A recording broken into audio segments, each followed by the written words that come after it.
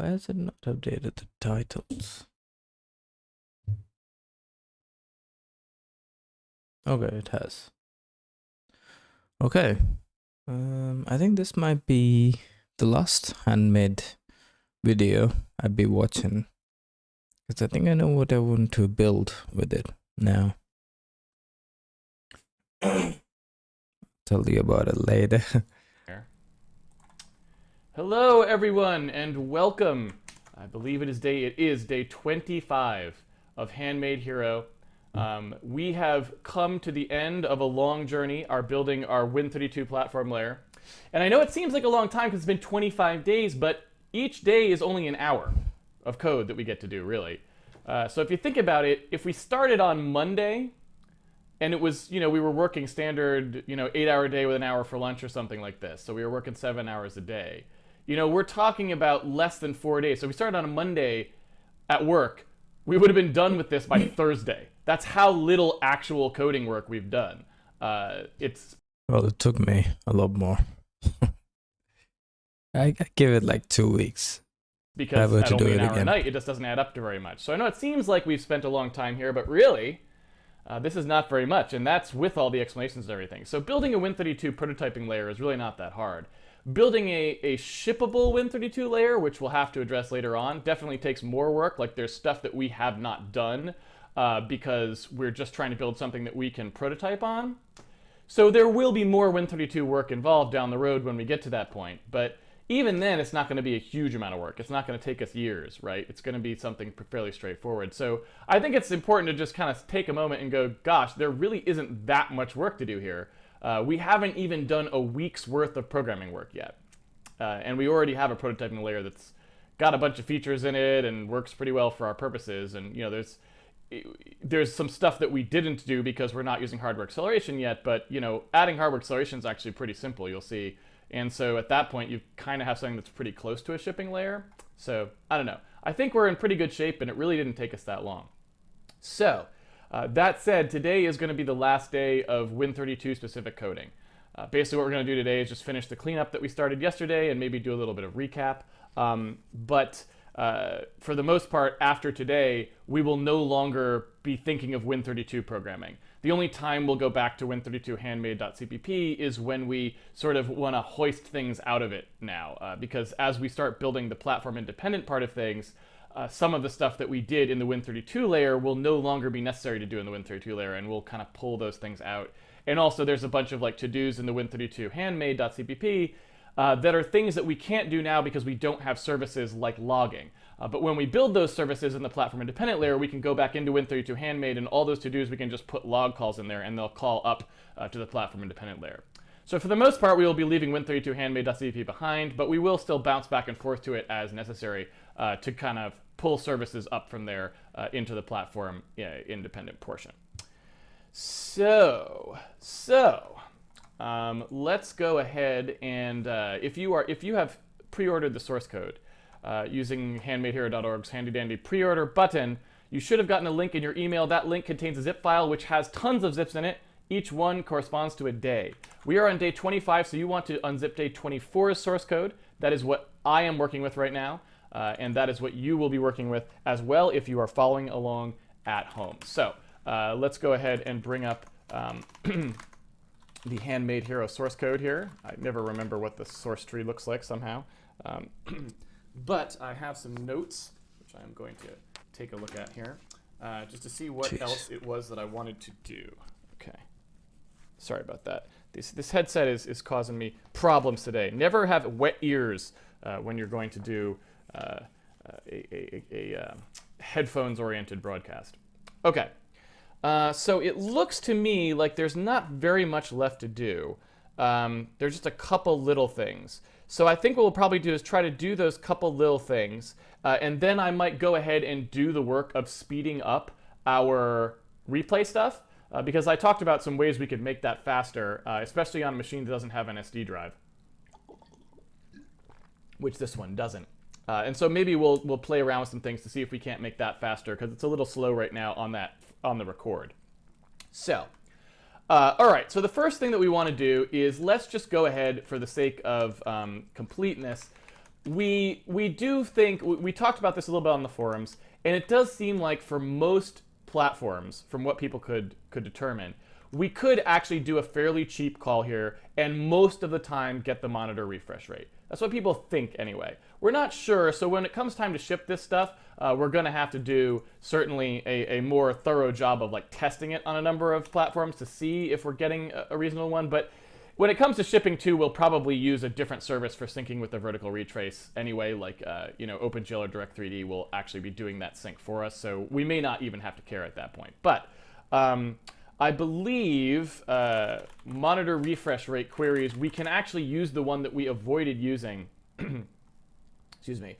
I believe it's these are not. This is not it. It's the get system. It's like get system metrics, something like this. Call that we can just call, and it assuming that it doesn't encounter one of the conditions where it doesn't know the monitor refresh rate. Apparently, it will actually return an OK monitor refresh rate, I believe. I'm not sure if it's actually, I think, you know what, it's like get device caps, I think was the one we were looking at. We looked at it already. I was just like, it doesn't look like it's going to always return it, so I was shying away from it, but apparently it'll be fine. Yeah, so this is it. So it's basically get device caps with this V refresh thing. And this was the part I was scared about, but apparently most of the time this actually does work. So since right now we're hard coding it, it's probably better than nothing to go ahead and actually do something real here. So we could basically say that there's a monitor refresh hertz. We'll assume it's 60, which is what we were already doing. But then what we can do is go ahead and call this get device caps on the actual excuse me on the actual HDC of our window. And in theory, that will at least sometimes, assuming we can actually rely on it at all, at least give us a better monitor refresh in case the monitor refresh was something else and Windows actually did know. So basically what we'll do here is we'll say, all right, we're going to get an int back, which is the vrefresh Win32 refresh rate. We'll see what that is. If Win32 refresh rate is greater than 1, basically, because we know we might get a 0 or a 1. It's documented as possibly saying that. If it's greater than 0 or 1, we'll assume that it actually is giving us a valid value. Now, whether this is how reliable this is, we don't know. This is definitely something we would have to spend more time investigating if we wanted to ship this directly. But for our prototyping purposes, we should be okay. And so from there, we should be able to define the game update hertz. Let's go ahead and. I don't know how you get that on Linux. Get monitor refresh rate. Excellent.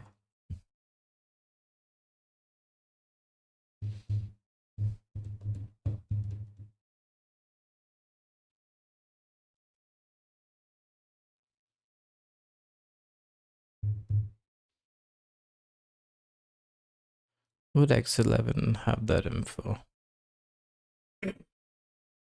I mean, I'd assume so.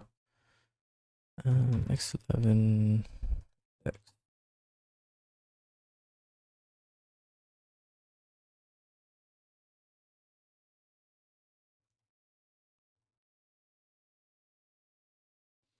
Now there's a keyboard. Is there anything monitor, display?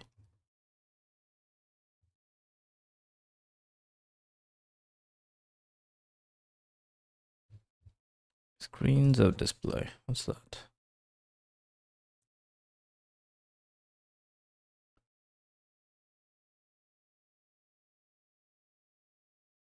Specifies the appropriate screen number on the host server. Both return a pointer to the indicate screen.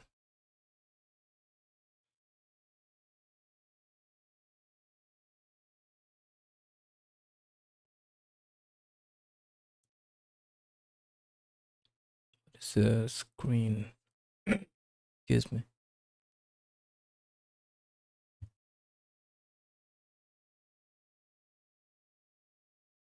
Screen count.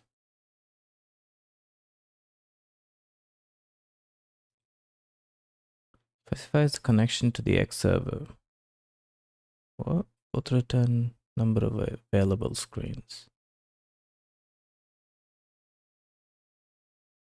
Not sure.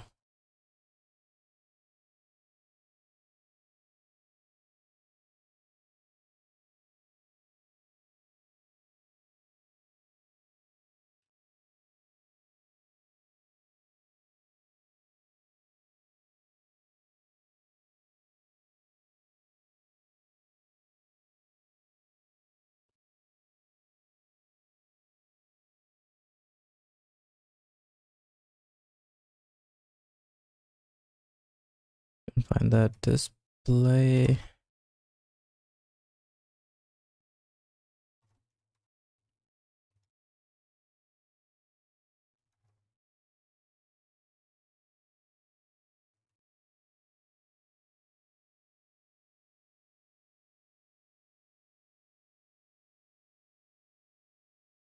X11 does support. I think this will open. Yeah.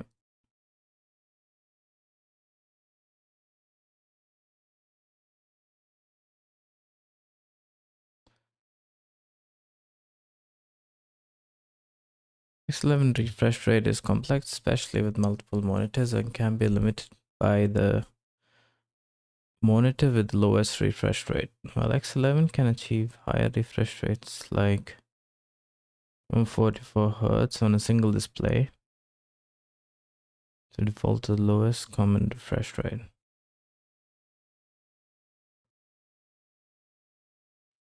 So undisturb environment configurators.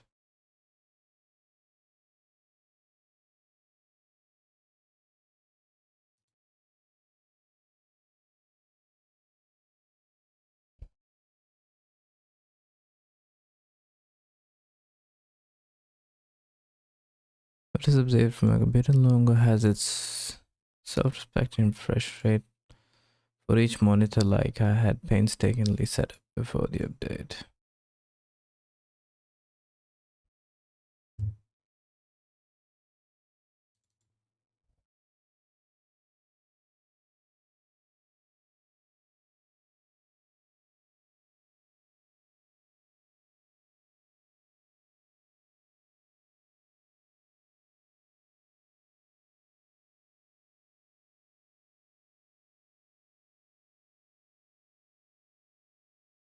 What this about?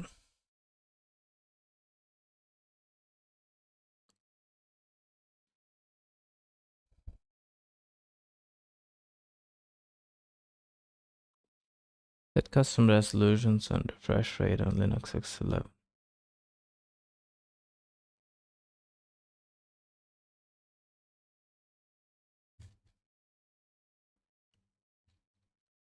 Let me go back to Xlib.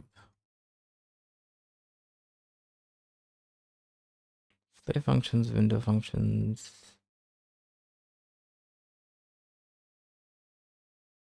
Window and session manager. No.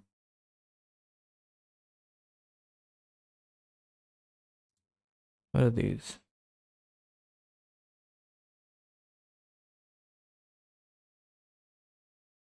Appropriate visual. Obtain classify key symbols. Allocate permanent storage. Parse window geometry strings.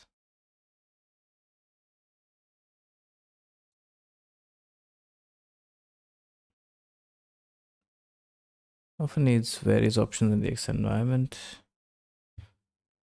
Awkward because users may want to customize many aspects of the program and need convenient way to establish these.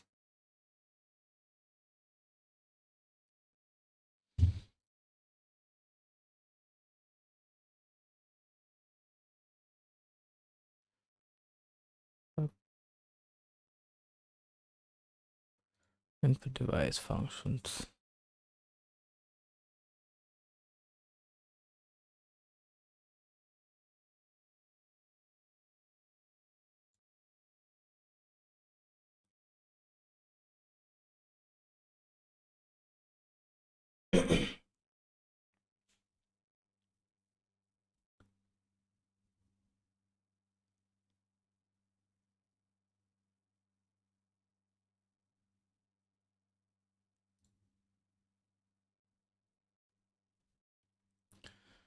Graphics functions.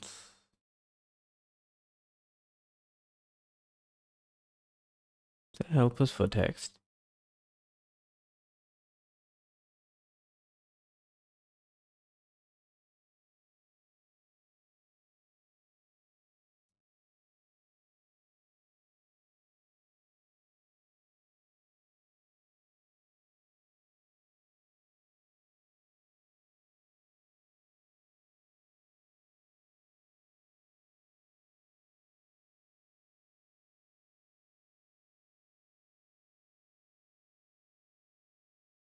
do remember seeing something about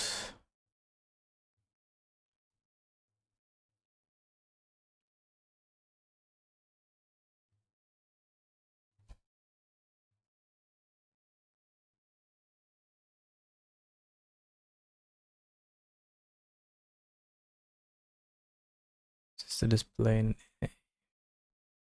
Excuse me.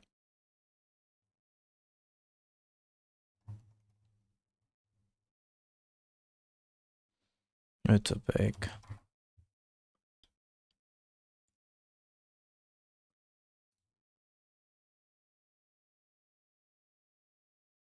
Yeah, there we go. Number of useful macros, functions, and return data of the display structure.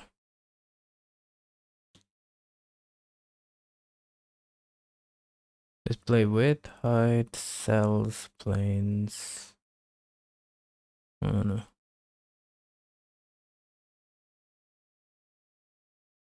Okay. X display.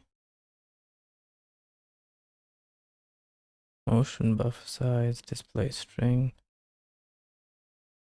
display cells, height, codes.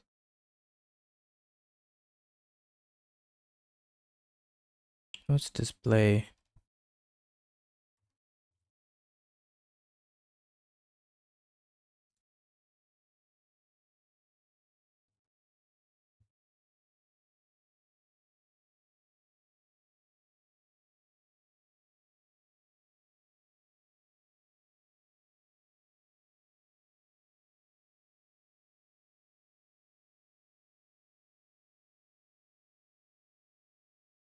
Display off.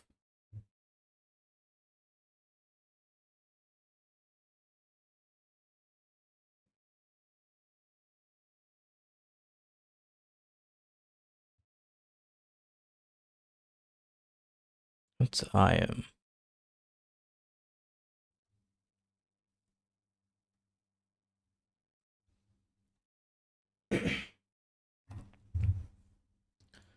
Used to be all of it.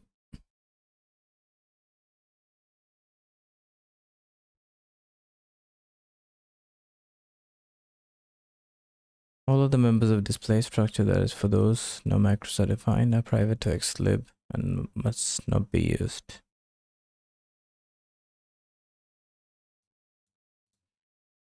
Functions in the next sections are misnamed. These functions really should be named screen whatever and screen whatever, not display whatever. Okay. Display macros.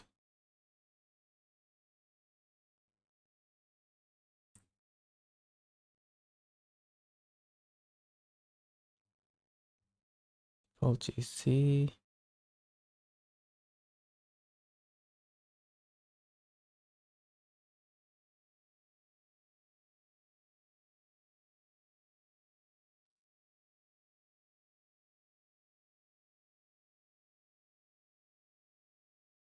Full screen of display.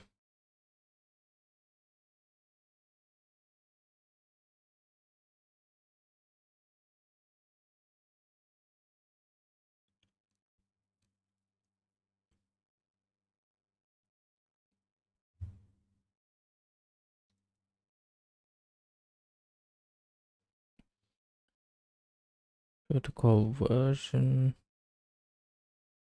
of Windows screen count. Screen count specifies the connection to the X server. Both return the number of available screens.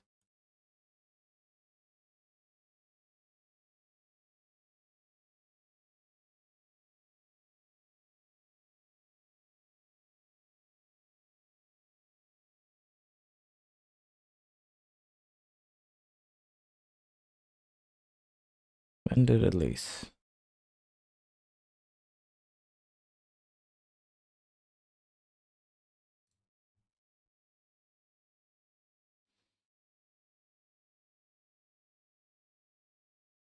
What's the next section? Image format and functions. Screen information. Maybe. Tell the screen, default color map.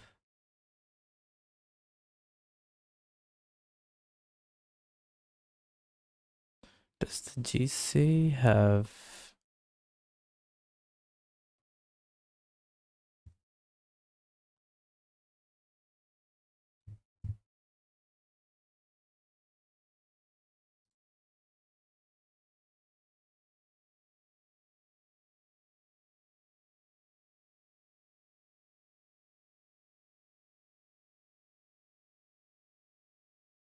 It's also opaque. Wonderful.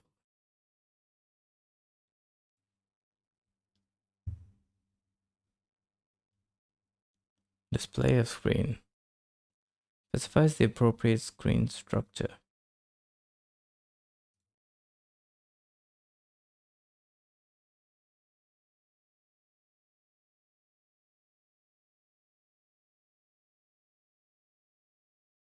Number, screen number.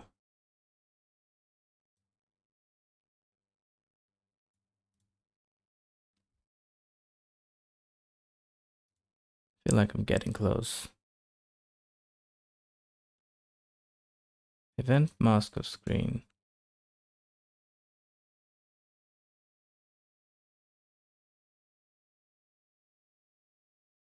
Height, maxi maps. Proof window screen. What does...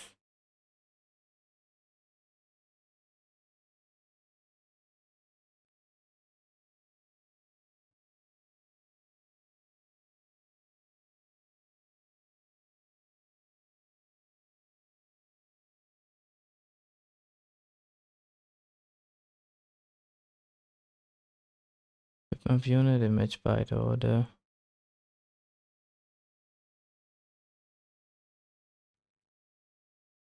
Display width. No.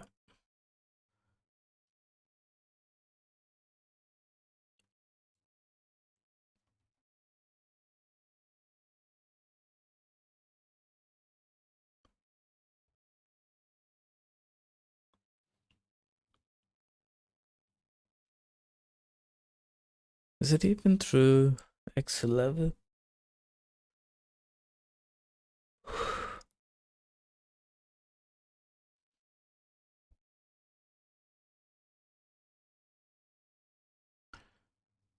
Monitor.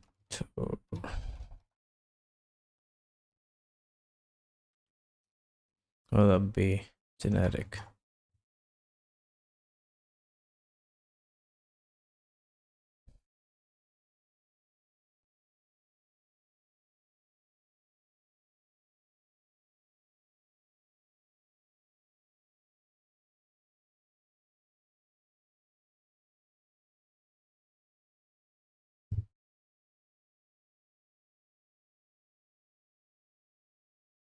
Maybe they use X11.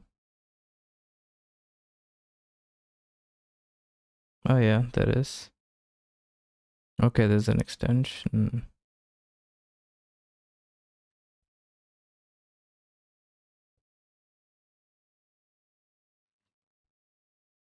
XRR get screen info.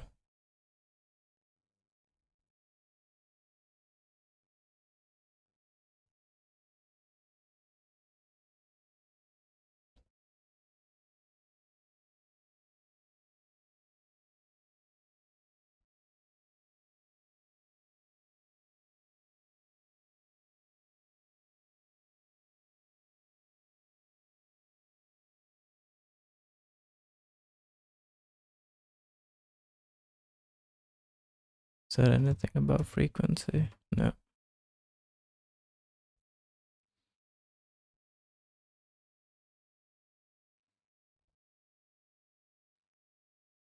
XRR get screen info. So you only need the display and what's root? The window. Okay.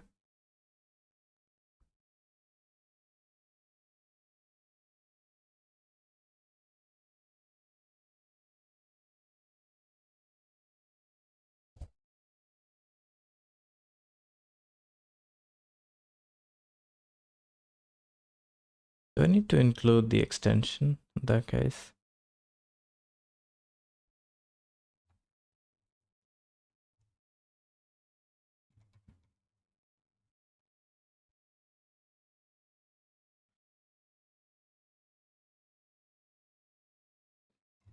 Let's try without, and I think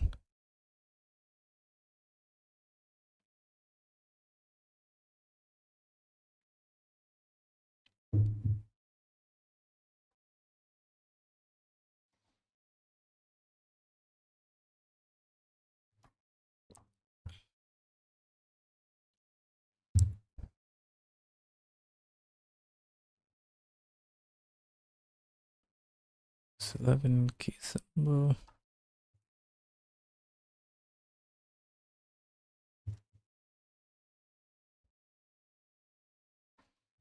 X render.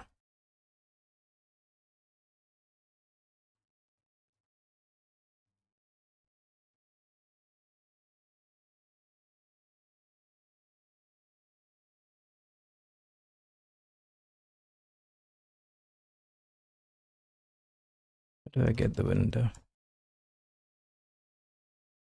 Yep.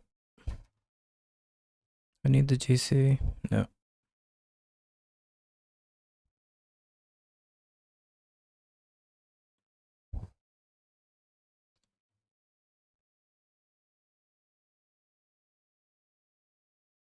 Configuration.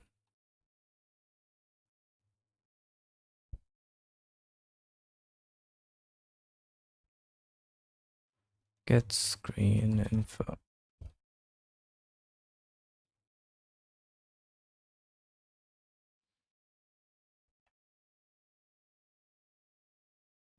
Topic.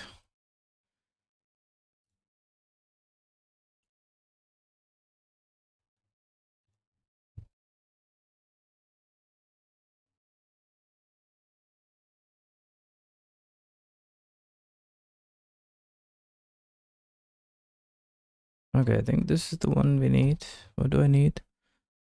Need the configuration, drawable. Why do I need all of these things?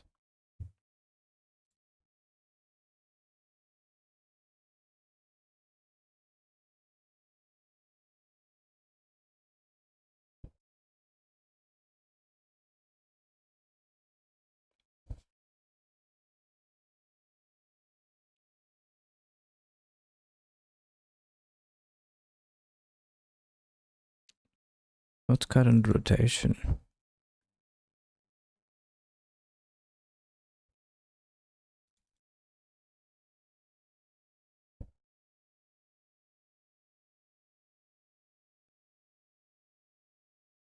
Okay.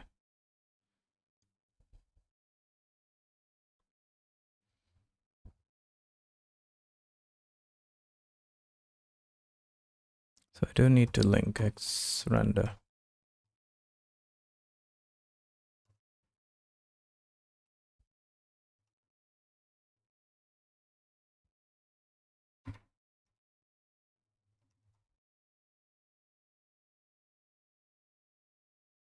I mean, this could be weak.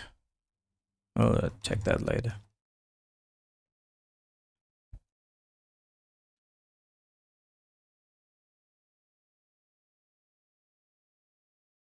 Seem to build just fine. I'll see. I'll add it later. Needed. Display and window. I think it's display.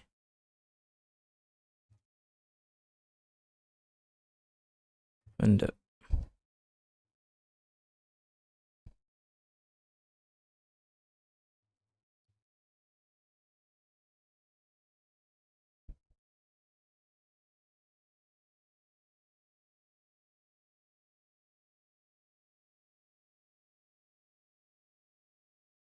Oh, this is set screen config. XR config current configuration. Current rate. Okay.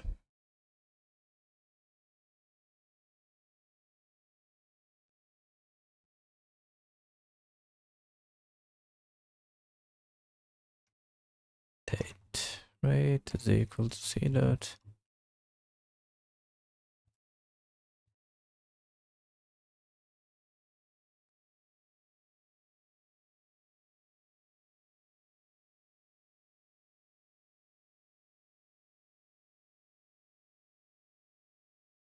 config current rate.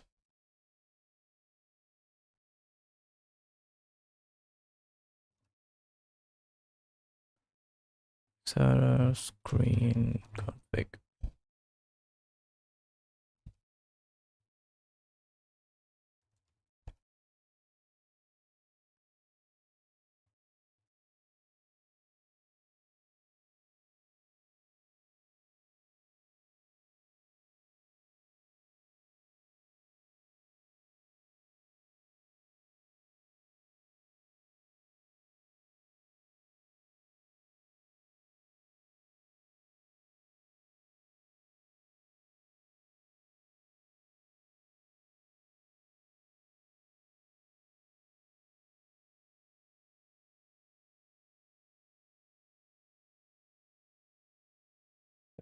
That's it for now.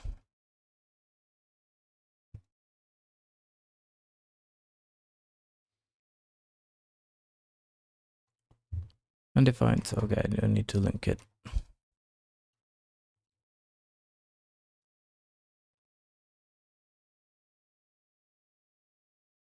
I think that's it.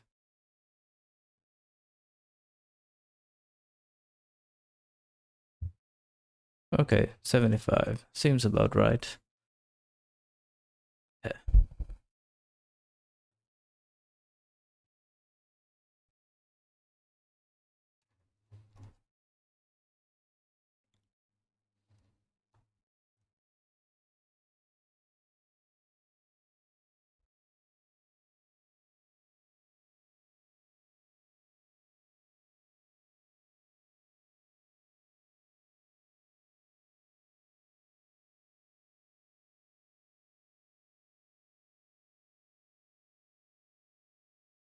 Guess this can add a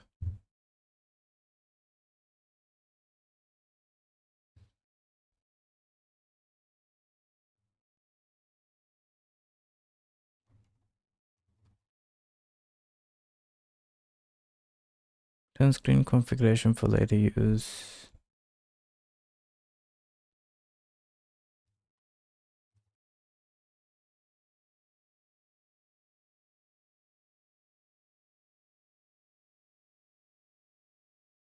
Okay, never mind then.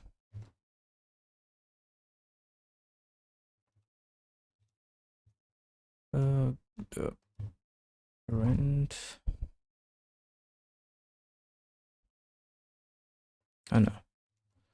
What was it called? Target FPS.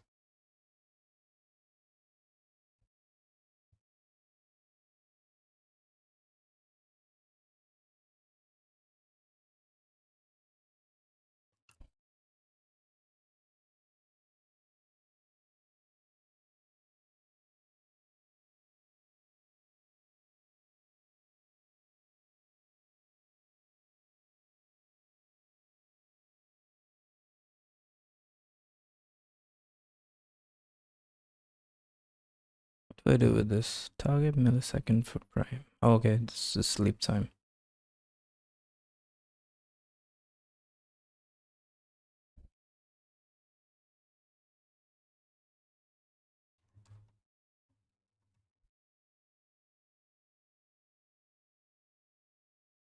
Rename that per frame. Right. Rename that to X11. Refresh rate.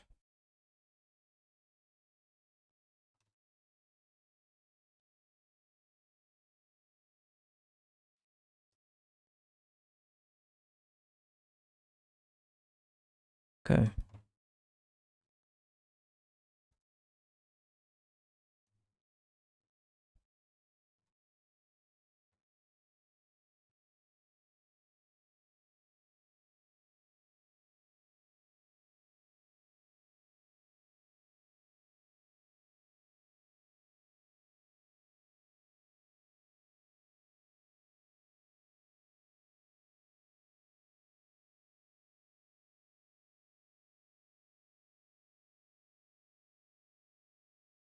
was a short, so I'm guessing it's U32.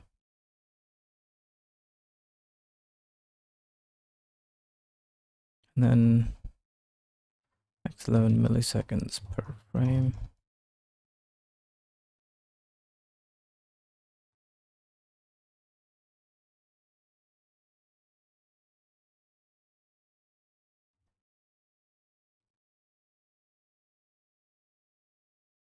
Okay, I can get rid of these. Cut a monitor, that's fine. Just be here now.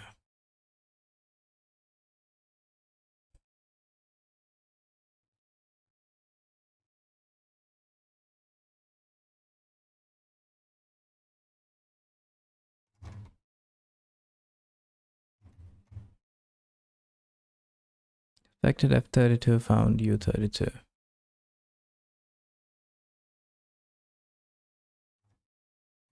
$90.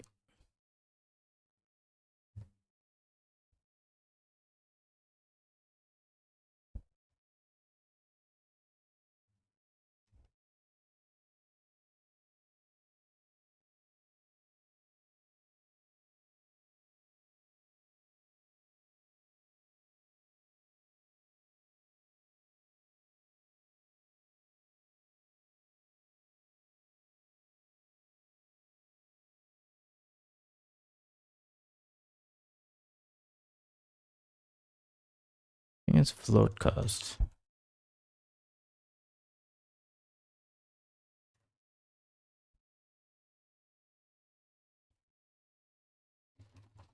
Yeah, leave that as is. And then here.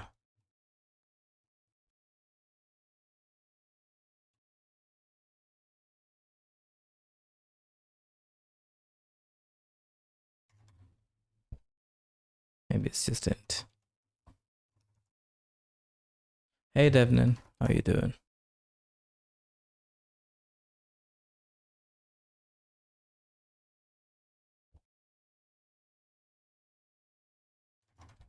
What is the type?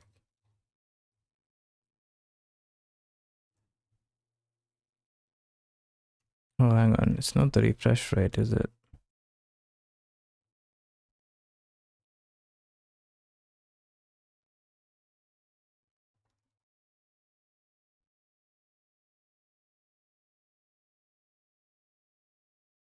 Let's just make it an F32.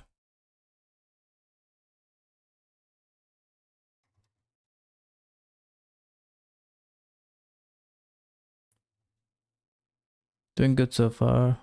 What about you? Oh, yeah, I'm good too. It's an easy one today. Just get.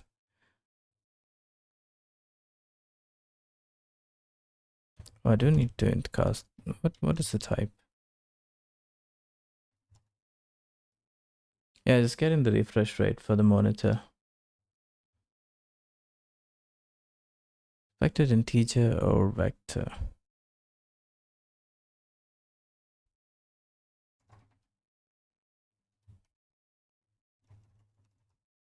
Is that right?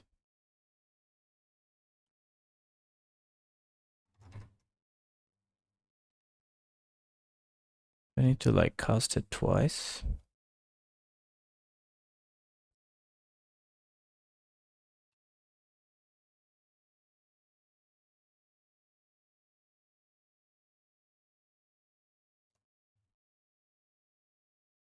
I don't think that will work.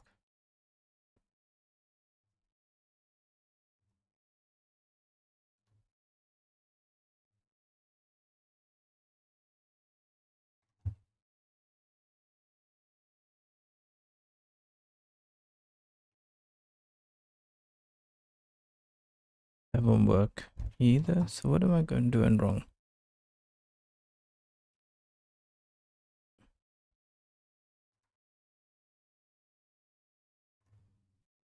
Vector float or vector type. Okay. Let's leave it in cast. That's definitely wrong.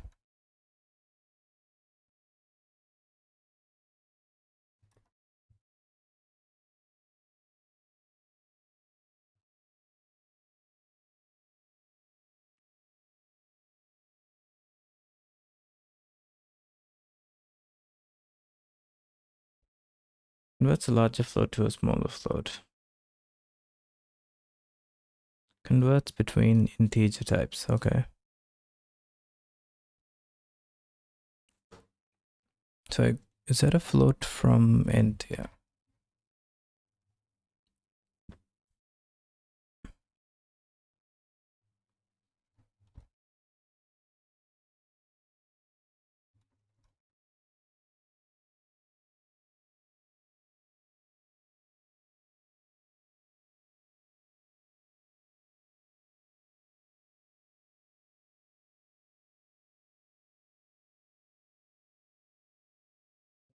Now this.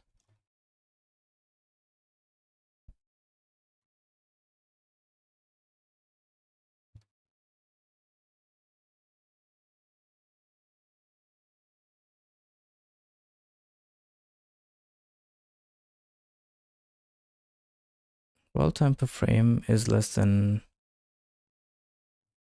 time per frame. I think this could just be an F32. Can't be negative anyways.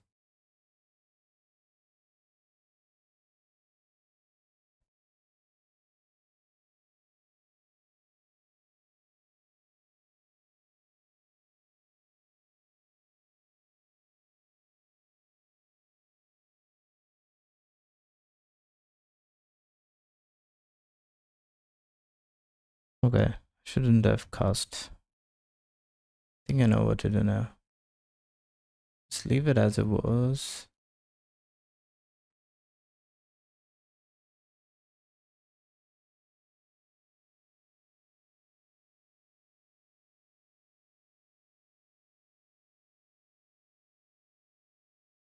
Down. What was the edit again?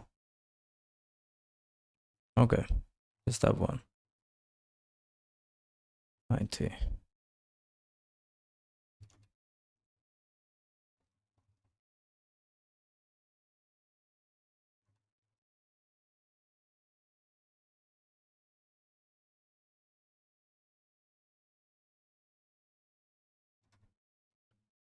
$105.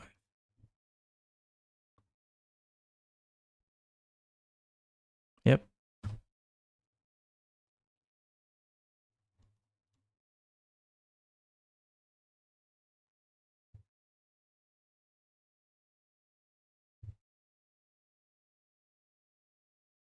Okay. Yeah, 76. Close enough. But goes to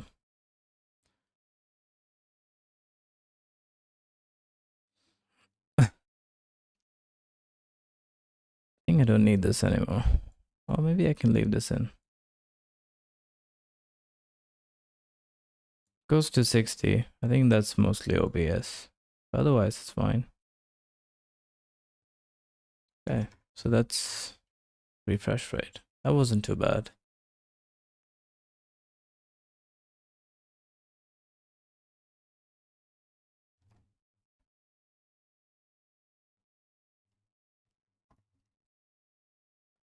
Wonder if he has.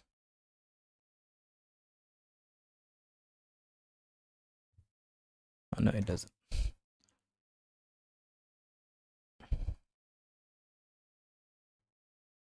So what does this do apart from screen info?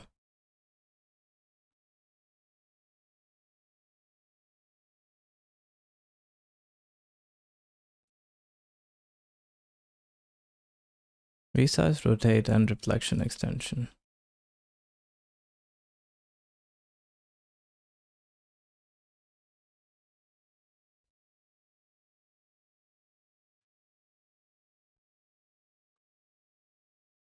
Alright, anywho, we'll save the documentation. I need it later.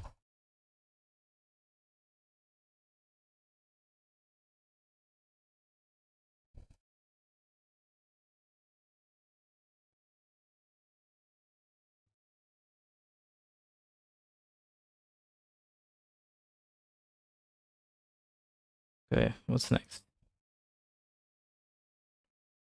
So that should probably be fine, and I'm going to just take a look. and see and make sure that all that was kosher.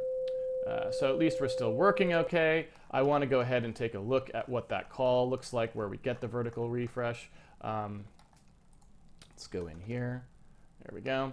So let's see, we get the refresh DC back. We take a look at the refresh rate. It does return 60. We release it. We go ahead and set that. Monitor refresh rate. Okay, game update hertz is 30, which is what we wanted, and everything looks kosher. Okay, so that's fine. No big deal there, but that seems fine. So that's good.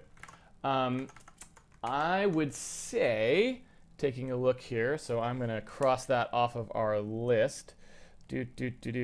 So we got that. That looks good. All this looks good. So I'm going to introduce a little concept here that I want to do, which is I realize it may be a little confusing and it probably won't make very much sense until we get a little further into things. But I just want to introduce a concept here that will save us some time, and it's kind of the way I like to do things. It'll save us some time. It's sort of one of those, in my experience, it is a good idea to have one of these things and have it early so that you don't have to sort of add it into your code later. It's sort of a having learned by doing kind of a situation.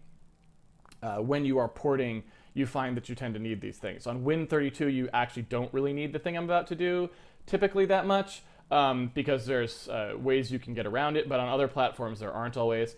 So what I'm going to do is in the platform non-specific layer, I'm going to introduce something, and you'll just have to take my word for it because you won't actually see why this is necessary for a little while. I'll just have to kind of tell you why. I'm going to kind of tell you now why it's a good thing to do, and you're just going to have to take my word for it. But basically what I want to do is introduce something called a thread context, right?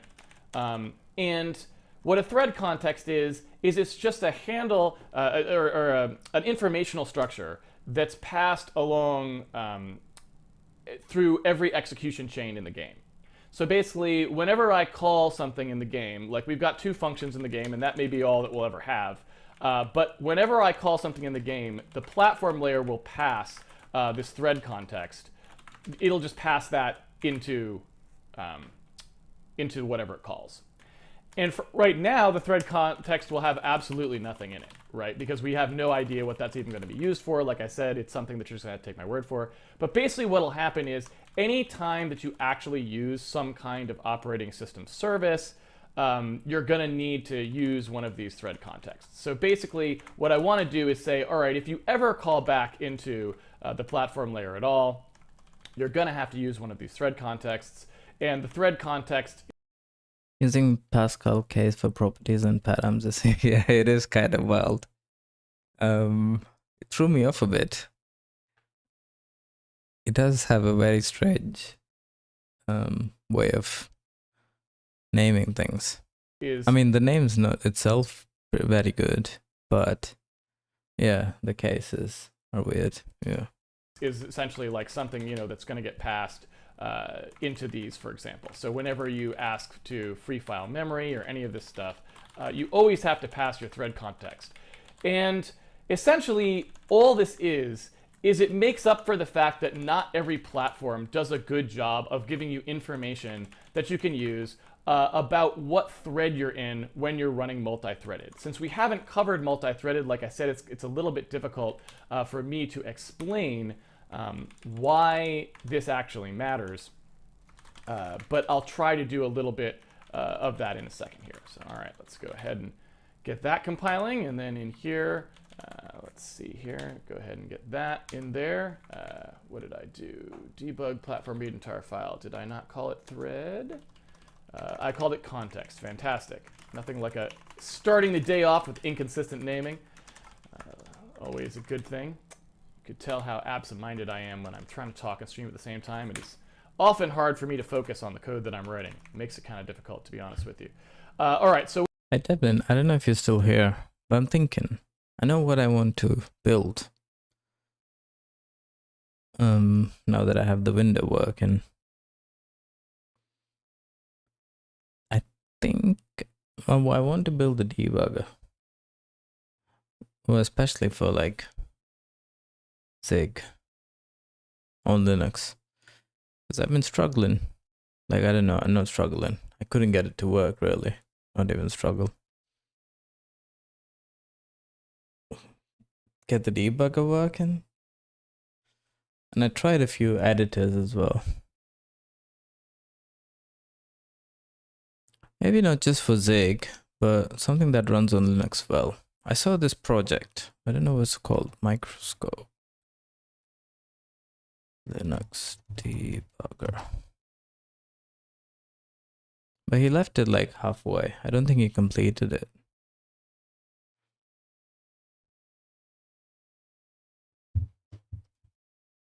I mean, yeah, see if I can.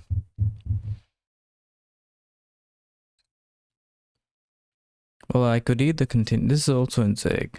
So I could either continue from this or just start from scratch. I mean, after this, I don't really want to build a game because it doesn't like interest me that much. But a debugger, that could be fun. What we need to do is pass that thread context here. Again, nothing is actually happening with it, but we need to pass it.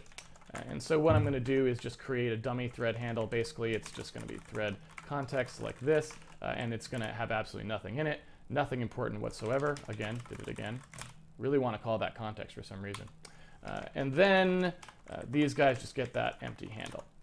All right, and so what I want to do here is I want to introduce this concept just because the thread context is, it's basically, there's a lot of things that happen when you go start doing multi-threaded code where you want to know which thread is which. So you'll be inside some code and you'll be doing something and you're like, this could be made a lot more efficient if I had, say, one buffer per thread that each of these threads could write into. But unfortunately, Situi for GDB. GF2. What is GF? GF2.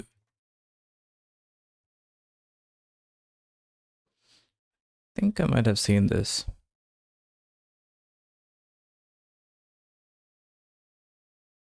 Oh, this looks pretty good actually.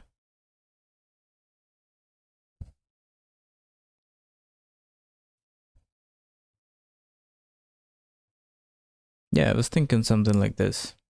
I mean, if this works.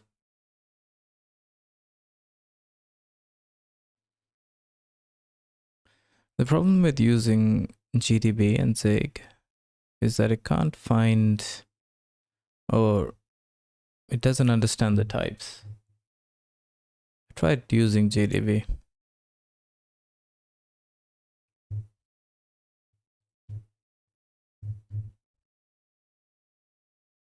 This does look good though.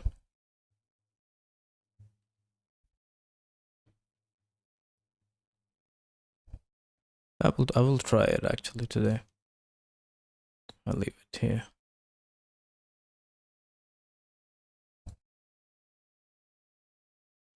I mean, if this works, I don't need to build it. I don't know, kind of. We'll see. I'm in the middle of this code and I don't know what buffer goes with. Shouldn't the ABI make the types understandable across languages? Well, it should. And it used to work up until, I think it was 0.14, the Zig version. But since 0.15, I don't think they work.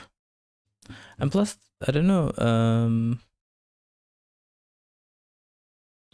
yeah, I don't know why, but I think it might have to do with they are trying to remove LLVM from the backend, or like working towards it. So that could be one of the reasons, but not exactly sure. With the thread that I'm in, right? So there's just these kinds of situations that you get into when you're in the middle of coding stuff that's multi-threaded, where you really want one thing per thread, or you want to know which thread you're in for some reason and have one thing inside your own code per thread, that sort of stuff. And so typically you want to be able to define like thread indexes and have pointers to thread specific things. In Windows, if you're not in a DLL, or well, okay, I shouldn't say if you're not in DLL. In Windows, most of the time, you can get what's called thread local storage, which will sort of do this process for you so that you don't need that thread context handle. But there are other platforms where that's not true, and depending on the circumstances, you may not really want to do it in Windows either, and blah, blah, blah. So really, I'm just setting this up sort of as a predictive thing where I just want to get in the habit of having the game code always know sort of a thread handle for itself that it can use. And it does take a little bit of overhead. There is a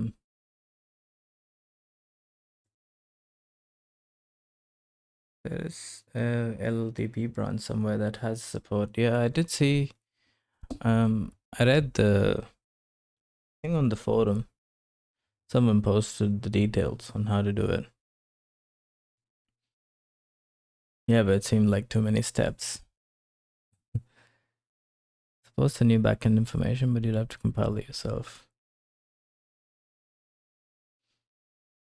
Had to do this because it does have to get passed around, but on the whole, I find that it's just easier to do that than to deal with the alternatives. So that's the way I'm going to choose to do it in this particular case. I'm just introducing this now. So that's it. We don't have to do anything with it now. I just want to get used to that.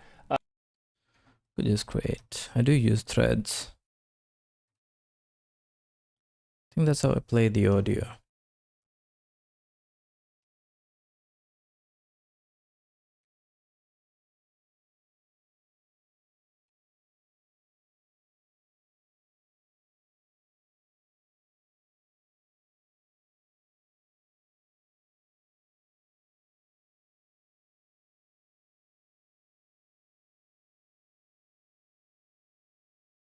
What's it?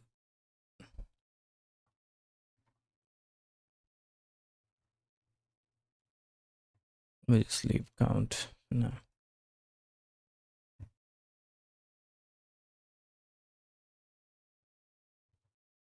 Or a handle.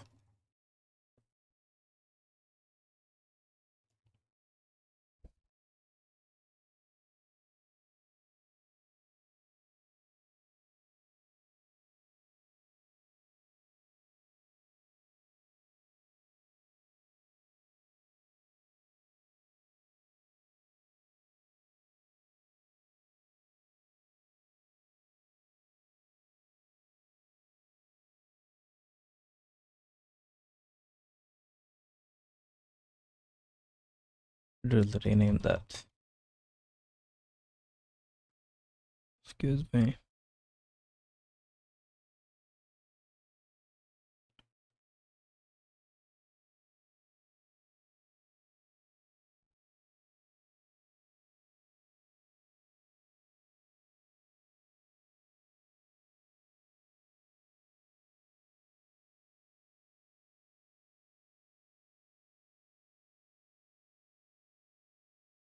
I don't know how many threads it spawns.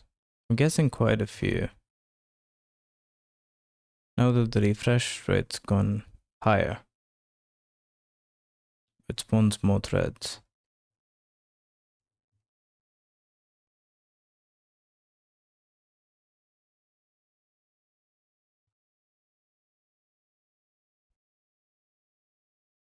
And get used to kind of having that get passed through, because I would like to be able to use that for a bunch of different things. So that's all there is for that. And the other thing that I wanted to do, again, just miscellaneous cleanup, is one thing that I did notice is we don't pass any mouse input to the game. And we don't need that for any particular reason, because we won't really be supporting the mouse as a controller. Like, you'll be playing with the keyboard because it's kind of more of a digitally kind of game. So the mouse isn't really probably going to be appropriate. But what I would like to do, in case we want to develop some debug overlay systems that might be more appropriate for using with the mouse, or if we want to use the mouse to like move elements in some kind of an editing mode or anything like that, what I would like to do is essentially introduce here just some mouse debug stuff, right? So, you know, something like, you know, a mouse buttons flag and a mouse X, mouse Y sort of a situation. Just something like that where we can sort of pass the mouse information to the game. And it can be super janky and awful. it doesn't even matter because it's only going to be used. Yeah, I forgot about the mouse input.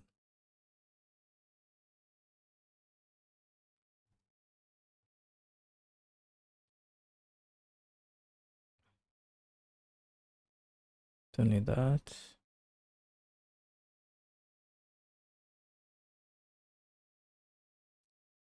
It was some mask. Vent mask of screen. Flame mask.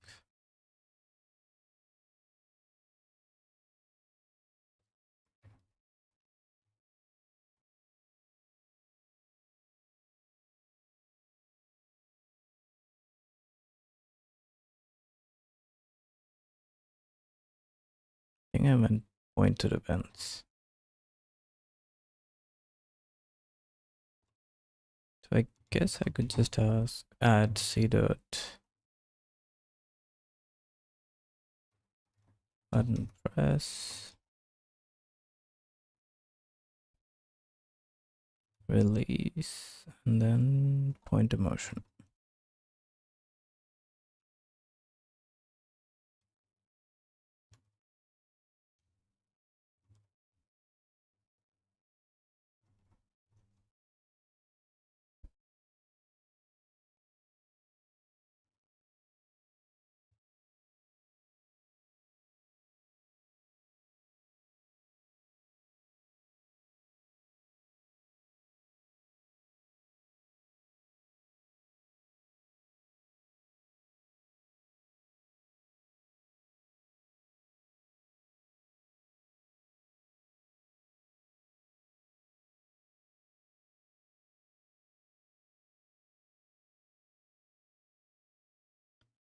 Pointer, click 1, 2, 3, 4.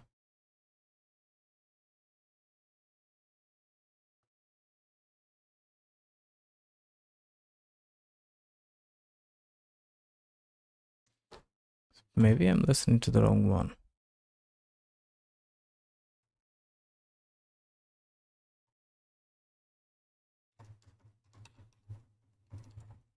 I think it's these.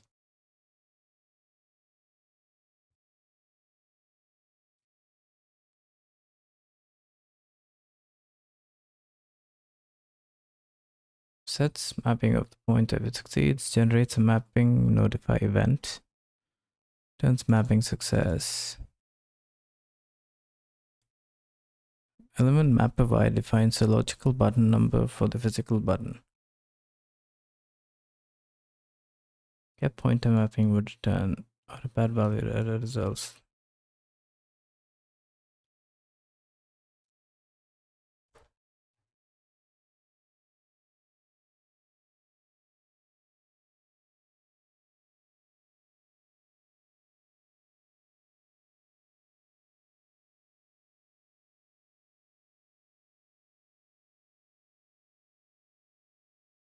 Actively grabs control of the pointer. What happens to the pointer right now?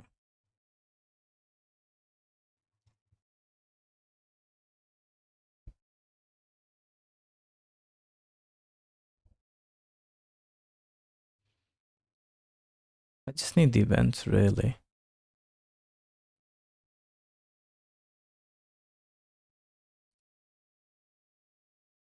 What was it called again? Select input.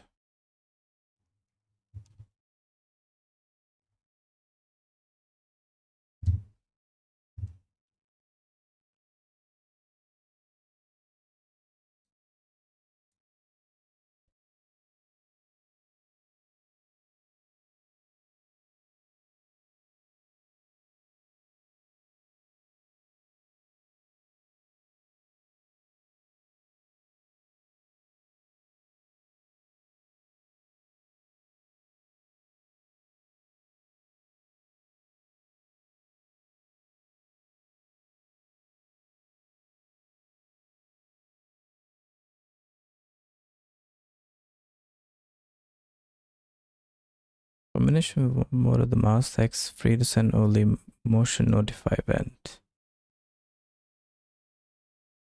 Motion mask. Pointer motion mask and pointer motion hint mask.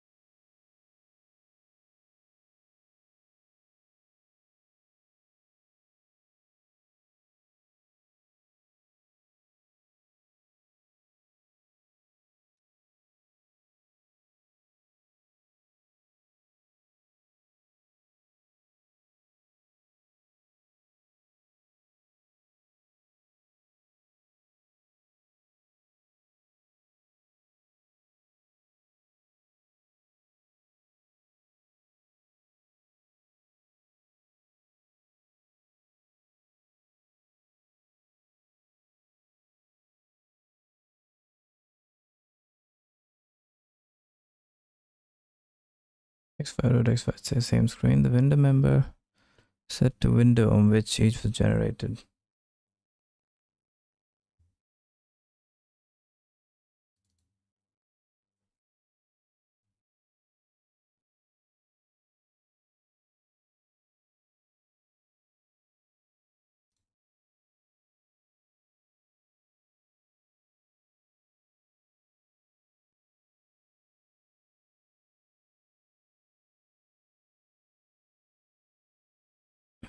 Is there a list of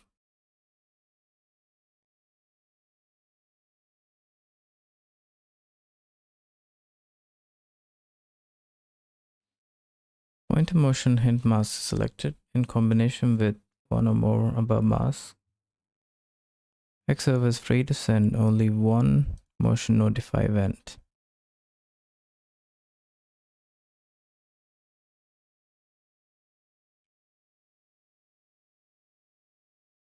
Either the key or button stage press.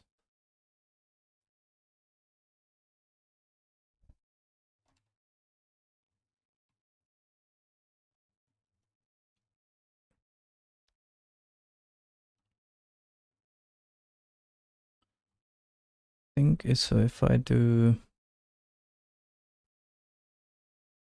and what is the event? X pointer move.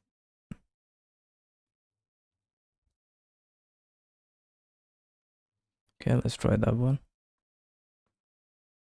Okay, release client message, maybe here.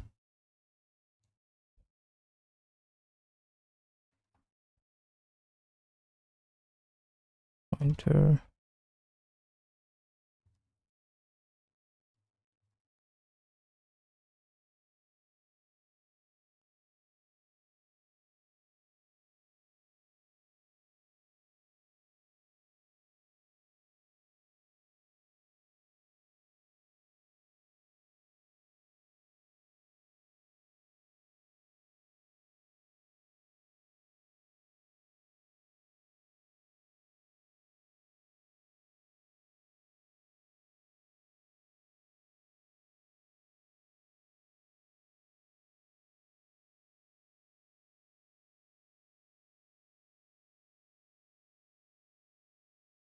I think I do need to capture it.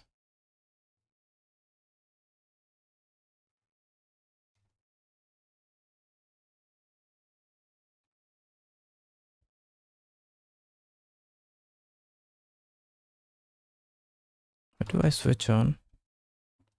Event.type.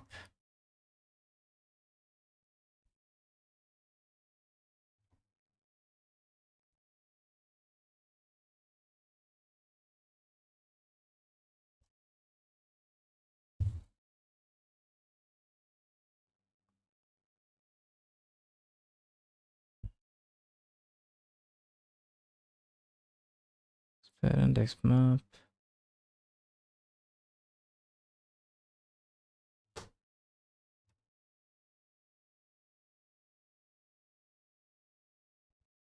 Okay, I think it's X motion.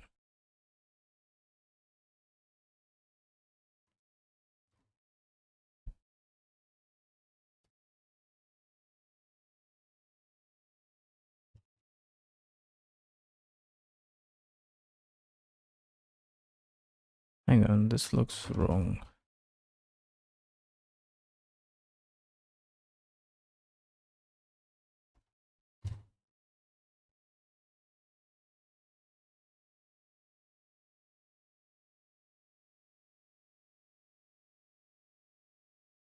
What are the types?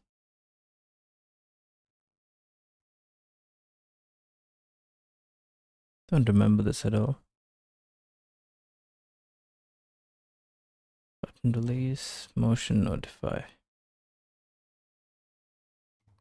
Let's try that one.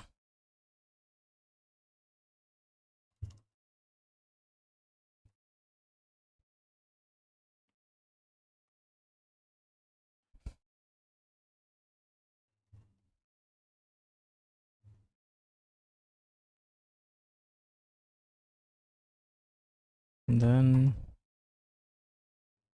I think I should get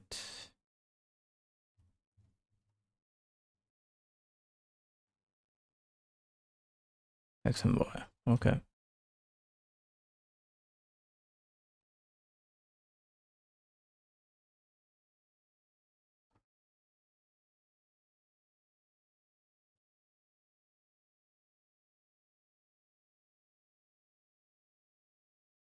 Suppose I could just do this here. Event dot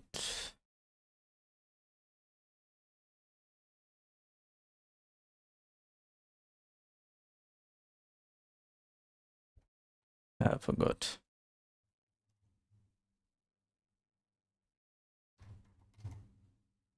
X motion dot X.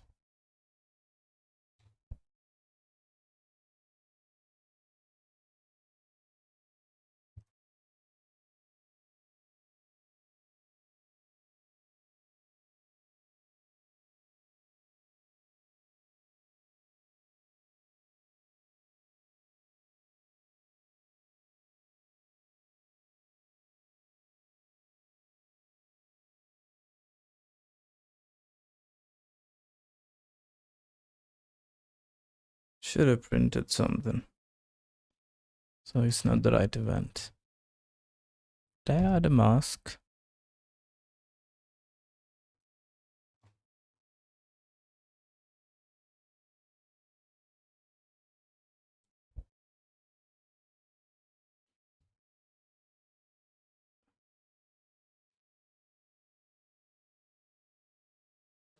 Point to motion mask.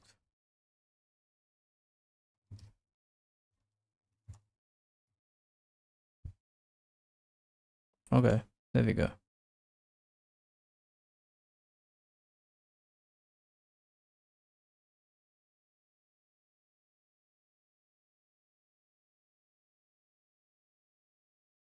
Should be 0, 0. Close. Oh, that's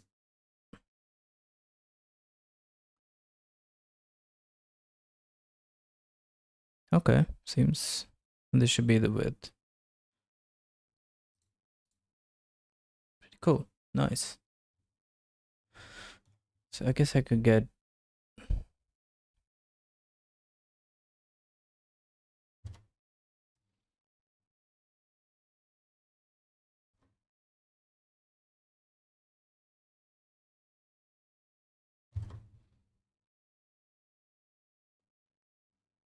button press, button release.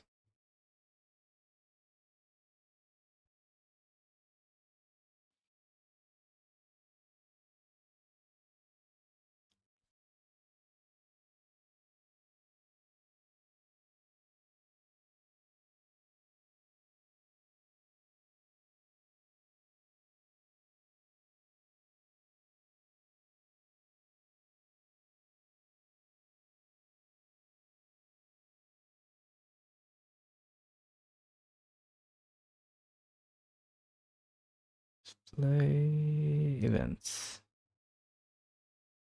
Event types. Keyboard pointer events. Button press, button release, motion notify. Is that the one I listened to?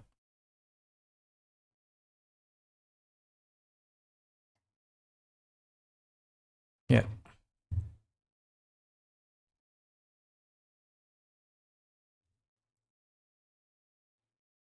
What's the mask for button press? Oh, okay, it depends on.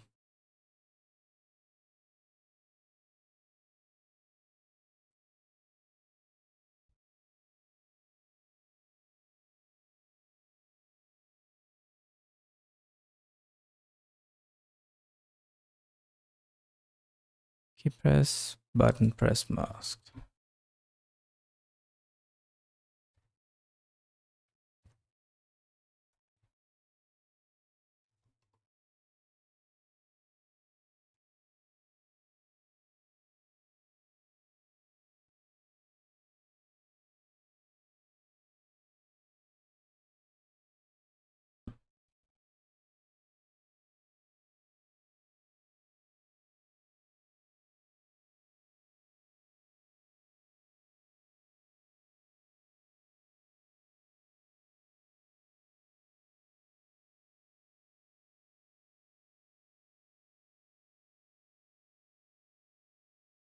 I'm sure won't remember that. Right, where's the here? Dot. What's the event called again? Button press.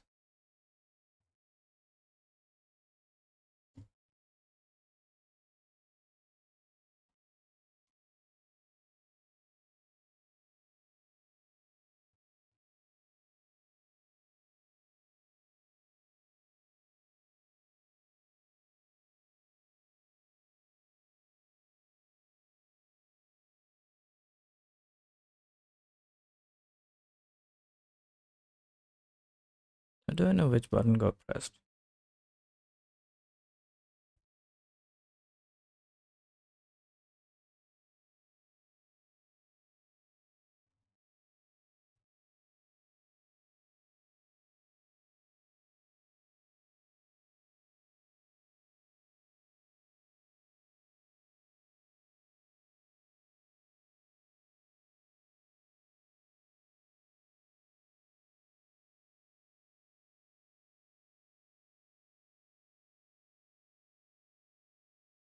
Okay, print the button.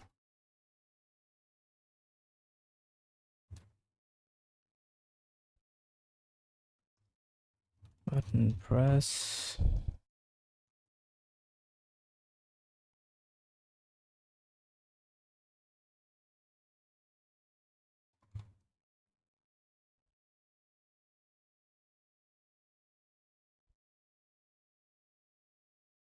Dot.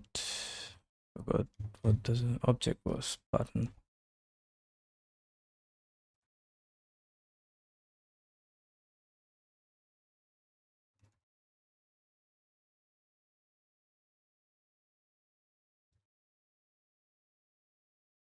X button.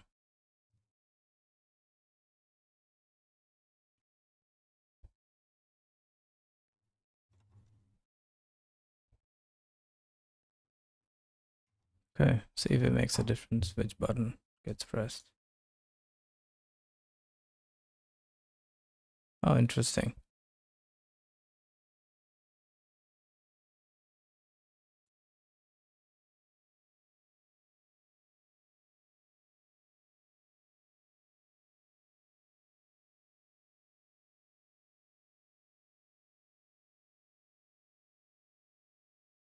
Doesn't trigger the release.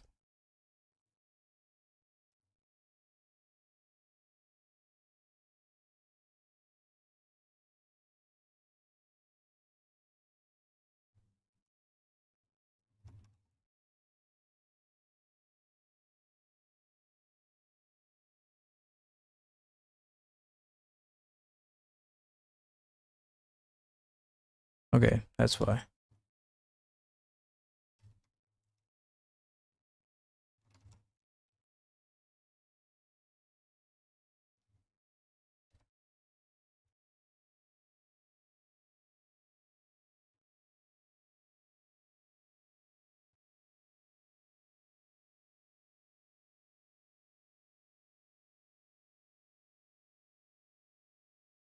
I think you can get the rest of the information too.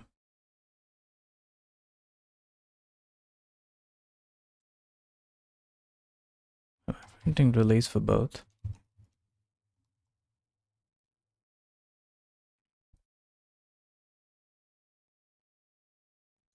Okay, that works.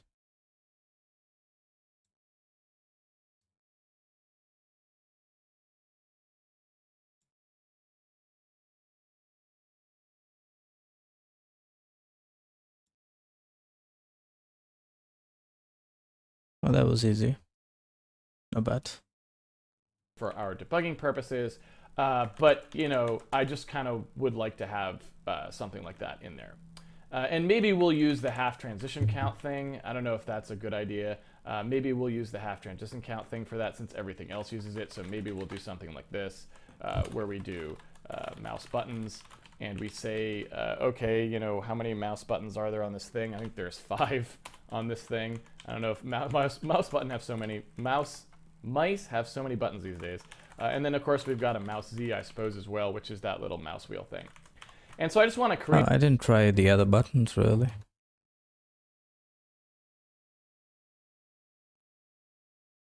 Okay, interesting. I've never pressed these buttons on the mouse, except one of them. 8 and 9. Where's all the other ones in between? Oh, interesting. Scroll down is 5, up is 4. 3, 4, 5. Where's 6 and 7? No idea. Is it like the off button or something? Not really. Create that state there, have it so that the game can get it, and also let's go ahead and just drop in, you know, something where we can see if we're actually passing that correctly, and then I'll pass it correctly in Win32. So we have we have the render player thing, right? We have a. Yep. I think where is input?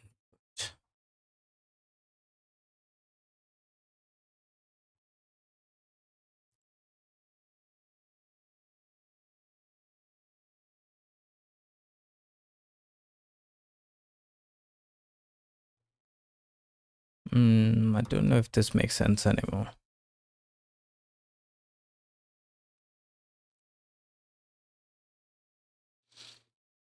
I think it shouldn't really matter. Except the mouse stuff.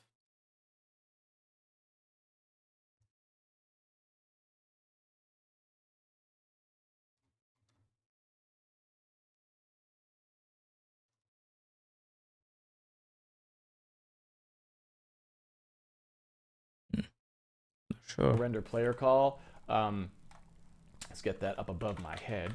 And so maybe we'll just go ahead and say, let's render where we're getting told the mouse is, right?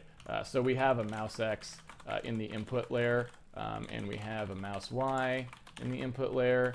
So let's just go ahead and do that so that we can see that we have that mouse cursor position. And then I will go in, that should compile now, I think. Yeah. I will go in and just add the minimum necessary nonsense to get the mouse out. So basically in here, if we only care about where the mouse is right before we call it, really, okay, so when we process our like X input stuff, we do our controller input stuff, we can do it right here. We have that new input pointer, right? We have new input, and we just want to go ahead and set these values, all these values here.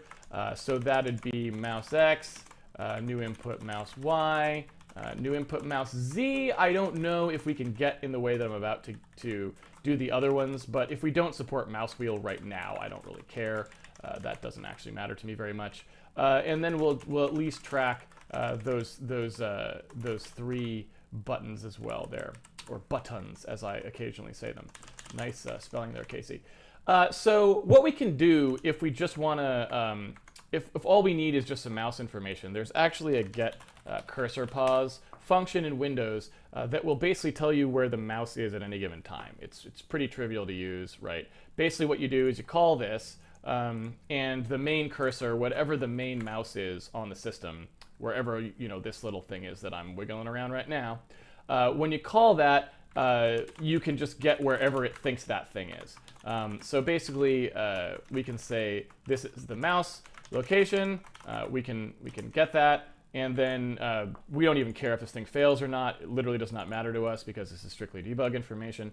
So we can then take a look at this point structure that comes back, and it gives us this long x and y. Now the problem is if we use this directly, well, you know what? Let me show you what happens if we use it directly, so that you'll understand exactly what I mean. So I won't have to give this explanation blind. You can actually see what actually happens. So if I go ahead and run this, you'll note that we are getting that mouse. You can see that we're getting that mouse position, but you'll notice that it's wrong, right? You see how that's kind of wrong? So what's going on there, right?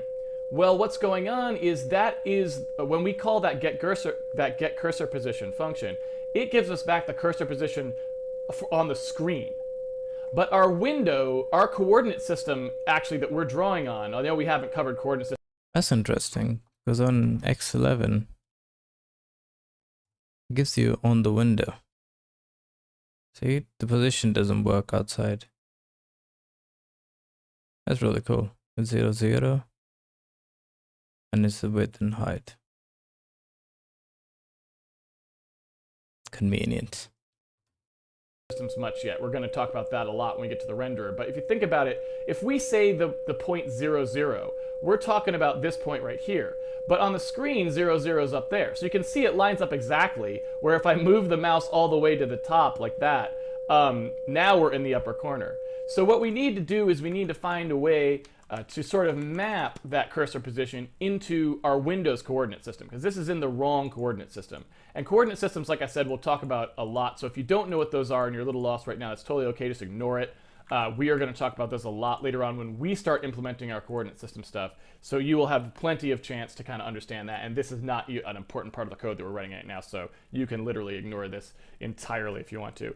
I believe there is something called screen to client, if I remember the name correctly. Screen to client will basically do that mapping, the exact mapping that we want. You pass it a window and you give it the point, and it just maps it from the screen into your client rect space. Now you remember we did that get client rect thing that basically says what our window rectangle is. Well, it's literally that mapping. It maps it into that rectangle, which is exactly what we want. Right? So we can just say, hey, get the screen to client for this window that we've got and map it for us, please. Right? Oops. Missing a slash there all of a sudden. So that will correct it, and now you notice that it is right on target. Now remember, we're drawing our rectangle as if the upper left corner is the position, so that's why it's there. You know, if we were actually doing a mouse cursor, we might want to do an arrow, or we might want to like center the rectangle over it or something like that. But for now, we can tell that we're getting the input properly. So really all we need to know now is we need to know whether or not we had a mouse button up or down. So the way we could do that, if we wanted to, is we can sort of do that in line with that, with when we sort of do all that keyboard processing, you know, this sort of stuff. So what we could do there is we could say, all right, let's go ahead and process mouse up, mouse down messages here, right? We could, I think we also could get them. We might be able to just kind of. I'm so torn. I'm so torn. It depends on how robust we actually want our mouse processing to be. Since it's just debug, I'm tempted to not even bother, and maybe just see if we're fine. Basically, I'm tempted here, ladies and gentlemen. What I am tempted to do, I will tell you, I am tempted to just go ahead and just query it straight away, right in here, and just see. Oh, it's. All right, I think I'm going to do that. So I believe this is crazy. You know, don't ask me why I know all this stuff. It's just you wish that your brain didn't even have this information in it because it's just so ridiculous that I even know this stuff. So basically, there's a function that gets the state of the keyboard for you, and it's the state of the keyboard as of your last message that you pulled off of the message queue, because Windows tracks that for you. And so you may be asking, why would that matter at all? why would we want to do a get key state call? And you can see that it returns the high order bit is set if the key is down, that the high order bit is not set, then it's not down. And it's a short, so it's 16 bits. So basically, we could use this to see whether keys are up or down. And you may be saying, why would you care about that, Casey? Because we are not looking at the keyboard, we are looking at the mouse. Well, if I remember correctly, and sadly, I think I do remember correctly, you can actually ask for the mouse cursor VK code. So basically, if we do something like look at the VK code table, which I assume I can just look at here, virtual key codes, and just typing any VK in there. Oh, there it is, right? This is exactly what I'm talking about. You see those? VKL button, VKM button. You can ask for those as if you were asking for a key. So I can literally go through here and ask for the R button, the M button, and these X buttons, which are those extended buttons, X button 1, X button 2. I can ask for those as if I'm asking for keys. I can ask them at any time, and it will tell me whether or not they're down. So, you know, let's just do that. Let's just go ahead and do that. Just realized something. It does have to be part of the replay, because it just does save the input.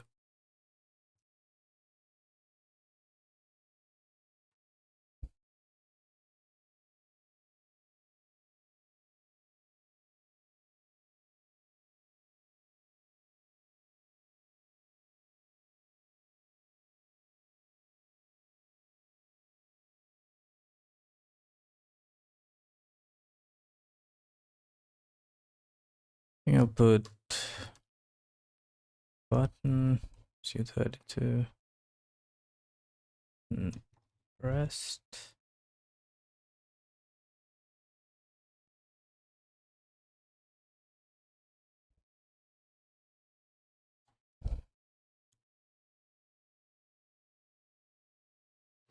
It could be just a bool.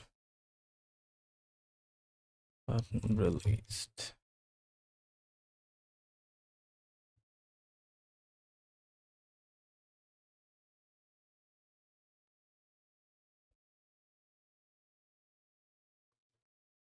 And this is not needed anymore. Get rid of this.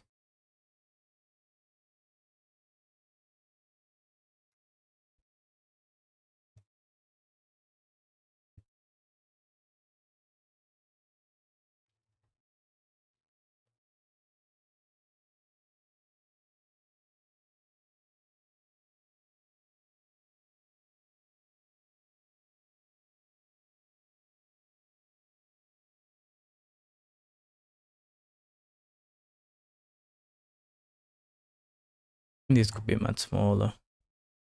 That's fine for now.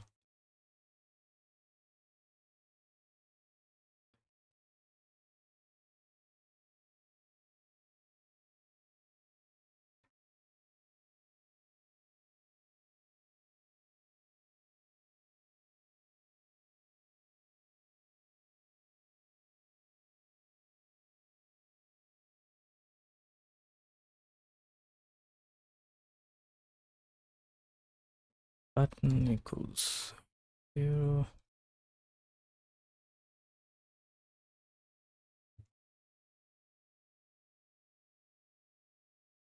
I do need to initialize this because I think I just allocated it and pressed false.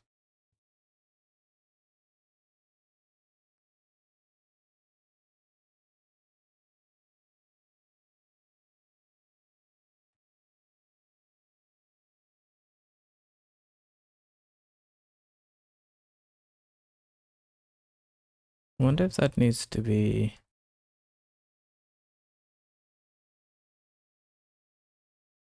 Let's say it's outside the screen.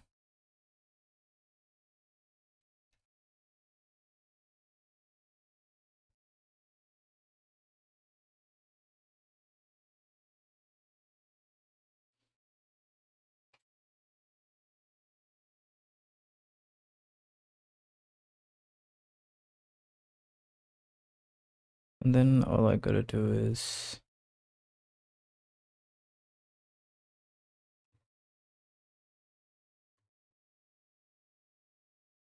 global Linux state dot game input dot button pressed equals false.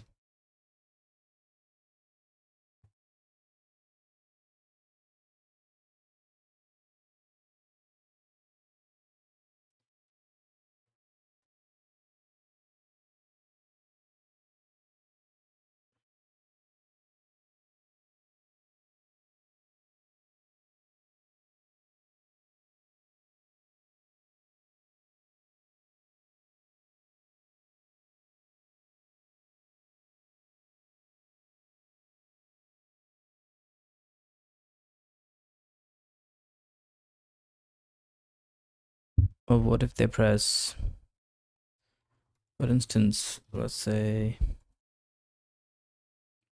oh my bad, I didn't finish that.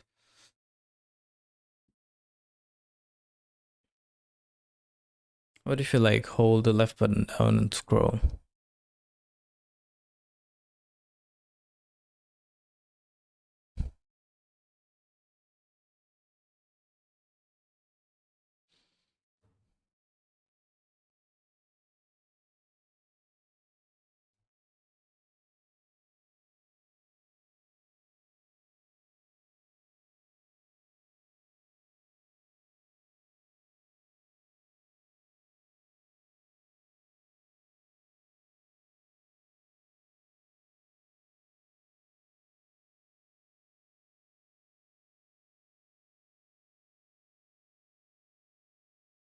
Maybe I can save.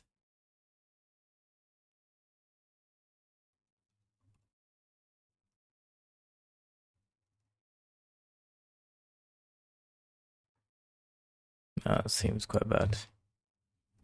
What do I get from here?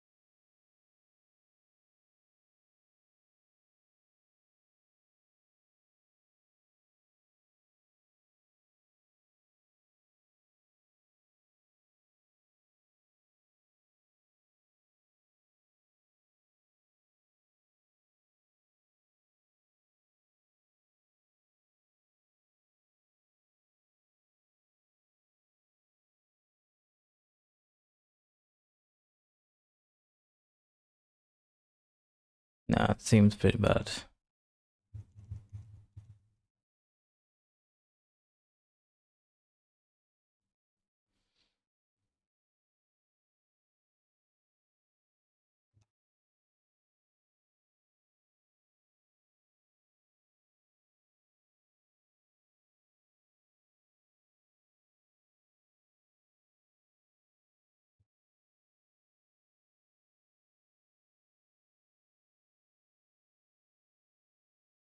I don't know, seems quite simple, but why am I overthinking this?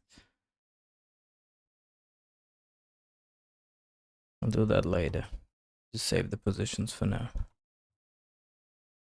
Mouse X is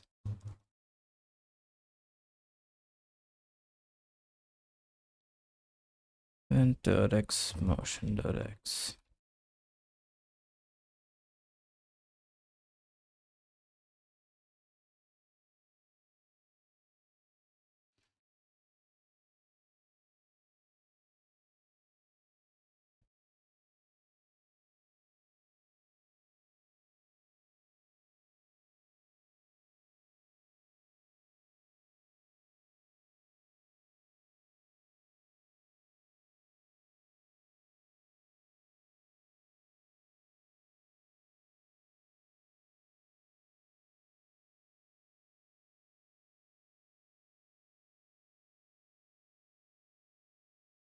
I know why.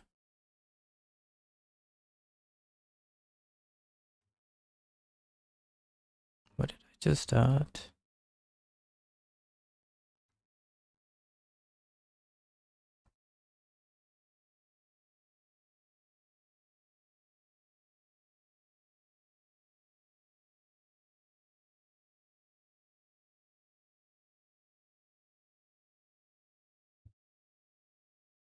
Build data.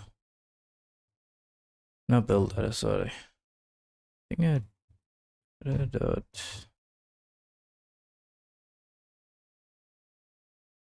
Oh, I think I know why. Because maybe here.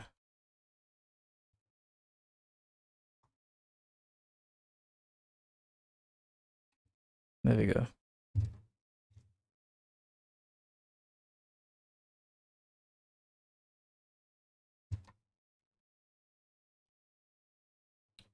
Switch input dot key.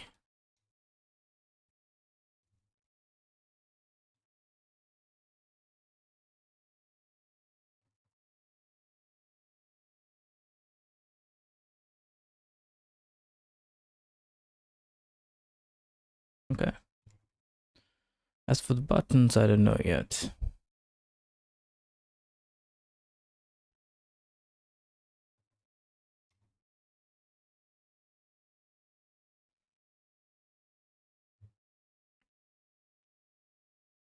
I don't actually remember. We think we have a utility call here that'll do this sort of weird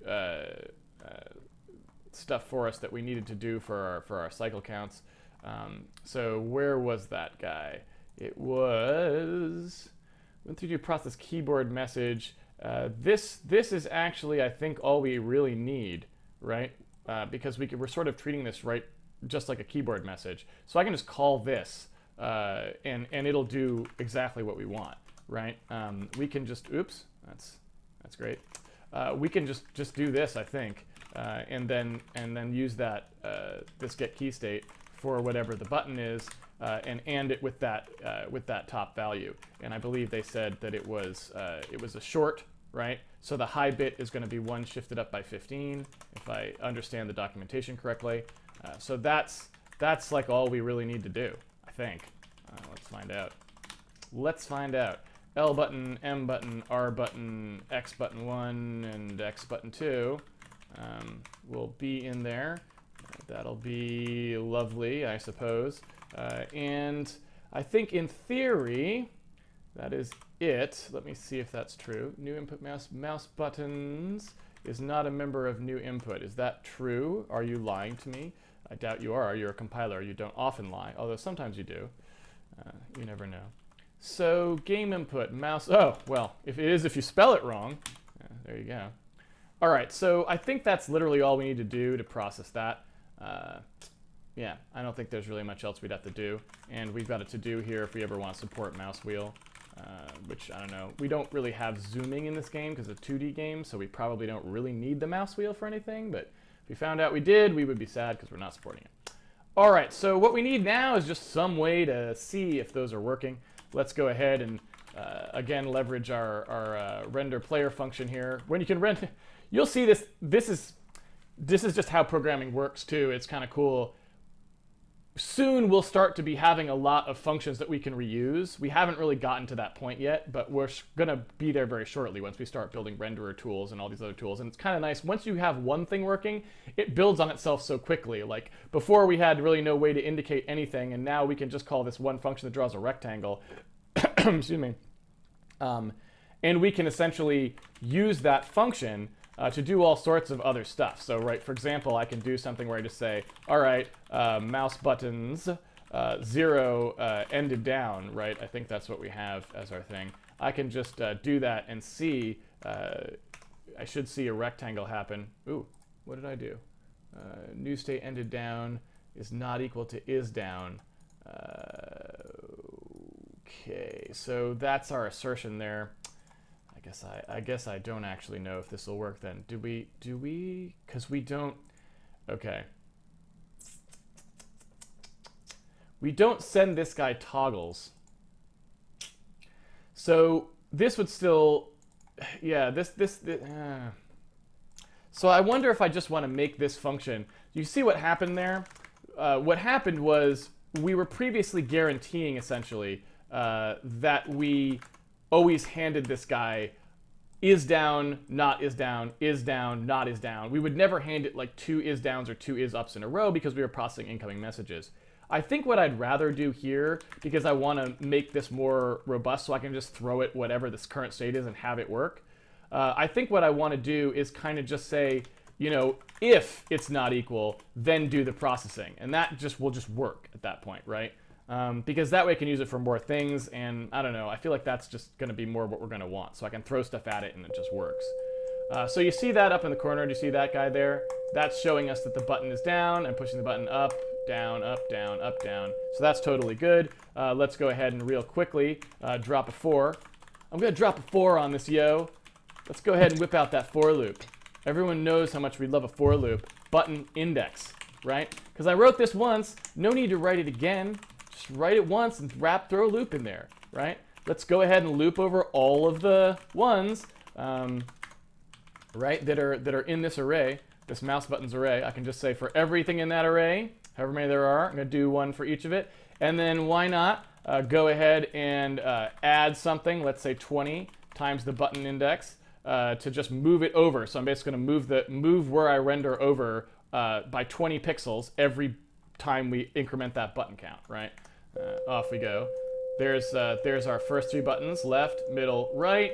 There's our 2 X buttons on the side. There we go. Mouse input done. Completely finished. So that's always good. Can I hold them all down at once? Yeah, there we go. It's hard to do on my mouse. I don't have, like, you know why? I don't have some kind of crazy gaming mouse. I need one of those mice where you put like weights in them so your mouse is like totally perfectly counterbalanced. That's the way you get the high scores, yo. Like, who uses a mouse without weights in it? It's ridiculous. Come on. Totally behind the times. All right, so that's all we really needed for mice. I think the replay buffer is allocated already. Coding input to write to memory. Oh, instead of file. Okay. Interesting.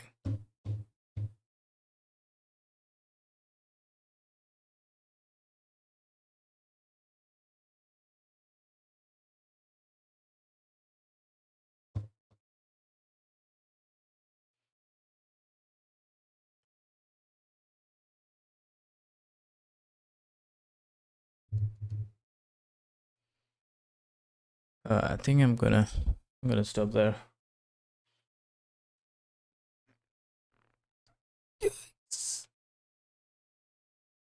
Still torn between. Did I go to the gym today? Well, I suppose I could. Don't know if I will. I'm gonna call it a day there. That was like 30 minutes of video, but it took like almost 2 hours. It's all good though. I do need to complete the input.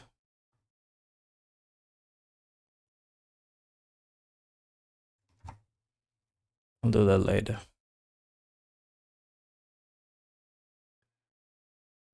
Refresh rate. Mouse X, mouse Y.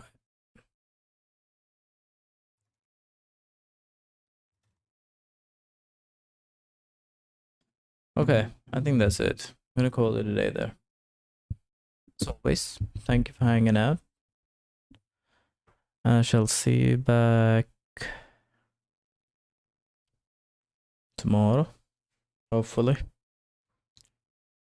I did take a few days break. 3, 2, not sure. Alright, hope you have a good one, and I'll see you